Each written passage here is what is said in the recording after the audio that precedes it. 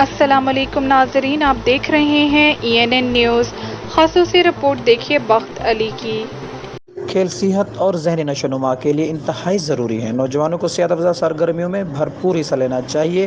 ان خیالات کا اظہار مہمان خصوصی فہد عباس، علی بھائی، محمد طارق جمیل خان، سردار ریاض حسین عباسی، قاضی آصف اقبال، محمد رمضان راجو بھٹی اور ارسلان حیدر نے all Pakistan the Petals cricket tournament کے فائنل میچ کے اختتام پر کیا۔ All Pakistan the Petals cricket tournament کا final match DCO cricket club Rahim Yar Khan اور AD cricket club Taranda Muhammad Panah کے درمیان کھیلا گیا، جو کہ DC cricket club Rahim Yar Khan نے 23 رن سے جیت لیا۔ فائنل میچ کو دیکھنے کے لیے شائقین کثیر تعداد میں موجود تھے۔ میاں معیز حیدر نے شاندار کمنٹری کر کے شائقین کے دل جیت لیے۔ فائنل میچ کے اختتام پر مہمان خصوصی فہد عباس نے فتح ٹیم کو first prize, motor cycle, trophy اور نقد انعام دیا۔